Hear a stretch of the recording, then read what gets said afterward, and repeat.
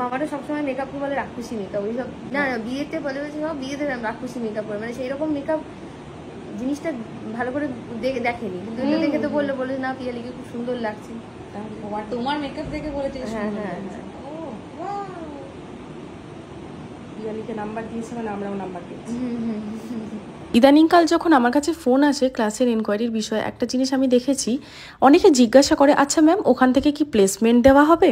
মাঝে মাঝে আমি থ হয়ে যাই এটা ভেবে যে কি উত্তর দেব। আমি কি কোনো ইঞ্জিনিয়ারিং কলেজ চালাচ্ছি যেখানে আমি হেডমাস্টার, আর আমার এখানে অনেক কোম্পানি আসবে, আমি প্লেসমেন্ট দেব?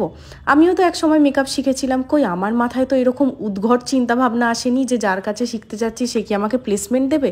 আমি তো এটাই ভেবে গিয়েছিলাম যে হ্যাঁ আমি এই কাজটা শিখতে চাই, এটাকে পছন্দ করি। কে বা কারা এই জিনিসগুলো বিগিনার স্টুডেন্টদের বা যারা মেকআপ আর্টিস্ট হতে চাইছে তাদের মাথায় ঢোকাচ্ছে আমি জানি না। তবে কেউ যদি সত্যি মেকআপ আর্টিস্ট হতে চাও ভবিষ্যতে, তাদের উদ্দেশ্যে বলছি এরকম কোনো চিন্তাভাবনা নিজেদের মনে রাখবে না। একটা জিনিস প্র্যাকটিক্যালি তোমরা ভেবে দেখো, আজকে যদি তোমরা কাজ শিখে বেরিয়ে নিজেদের কাজের দমে 4টে কাজ পাও, সেটা তোমাদের বড় পাওনা হবে নাকি কারোর কাছ থেকে তোষামত করে পাওয়া কাজ তোমাদের কাছে কাজ হবে? ওই কাজটাতে এমনিও তোমাদের কিছু কিন্তু বেশি দূর তোমরা এগোতে পারবে না। যদি নিজে ভালো করে কাজ করে নিজের যোগ্যতায় অর্জন করো কারোর কাজ, তখন দেখবে তোমরা অনেক দূর পর্যন্ত এগিয়ে যেতে পারবে। সত্যিকারের শিক্ষাটা যেন এখনের দিনে কোথাও হারিয়ে যাচ্ছে, তার বদলে সবটাই চলে আসছে বিজনেস। যে যেরকম করে বিজনেস চালাতে পারে, কে এইভাবে স্টুডেন্ট ডাকছে তো কে আবার একটা নতুন পদ্ধতি অবলম্বন করছে। সেই সবের মাঝখানে আমি একটাই কথা বলছি, যদি শিখতে চাও মনের মধ্যে অনেক ধৈর্য রাখবে, 1-2 দিনের কাজ এটা নয়, অনেক ধৈর্য রাখবে, অনেক কিছু শিখবো এই খিদেটা রাখবে, এর থেকে ওপরে গিয়ে কিন্তু আর কিছু হয় না। আর আজকের আমার এই ব্রাইডকে তোমরা তো নিশ্চয়ই চিনতেই পেরেছো, আগের দিনে বিয়েতে সাজিয়েছিলাম, আজকে আমি সাজাতে এসেছিলাম হচ্ছে হাওড়ার জগৎবল্লভপুরে। এই জায়গায় আসা আমার প্রথমবার। যাই হোক, তো ওকে ওর মনের মতো করে আজকে সাজটা দিচ্ছিলাম। বেসিক্যালি আজকের সাজটা পুরোটাই বলতে পারো যে ও যেরকম বলেছে সেরকমই করেছি। আগের দিনে ব্রাইডালেরটা পুরো আমি আমার মতো করেছিলাম, আর আজকেরটা ও যেরকম বলছিল করছিলাম। তোর দায়িত্ব ইতিহাসের পাতায় লেখা যাবে। সত্যি তাই, এরকম অবদানগুলো ভাইরাল করলে হয়, ইতিহাসের পাতায়। হ্যাঁ দেখাও, তুমি দেখাও, দেখো আমরা ল্যাজ ধরে থাকি সামনে থেকে। এই পাখার হাওয়া দাও তোমরা, তোমরা বাবা কজন দেবে প্রীতি। যা কি ইতিহাসের পাতায় লিখবে না ভাইরাল করবে, সেই নিয়ে মোটামুটি ওরা বকতে থাকুক, ততক্ষণে আমি আমার কাজটা করি।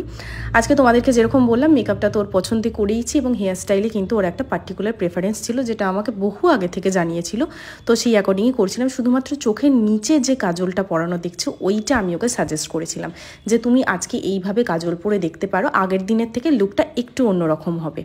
তো যাই হোক, তোমরা জানিও তোমাদের কেমন লাগলো।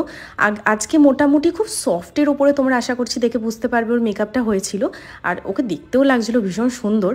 আর আমাদের স্ক্রিনে কিন্তু দেখো সব রকমের ডিটেলস যাচ্ছে, অর্থাৎ আমাদের ক্লাস কবে থেকে শুরু হবে, আমাদের স্টুডিওর লোকেশন কি আছে, সমস্ত কিছু, এবং আমাদের ফোন নাম্বার কি, আমাদেরকে কিভাবে যোগাযোগ করে নিতে পারবে, সব কিছু যাচ্ছে। যারা আমাদের সাথে যোগাযোগ করতে চাইছো, আমাদের 5 নভেম্বর থেকে শুরু হচ্ছে নতুন basic to advance bridal master class.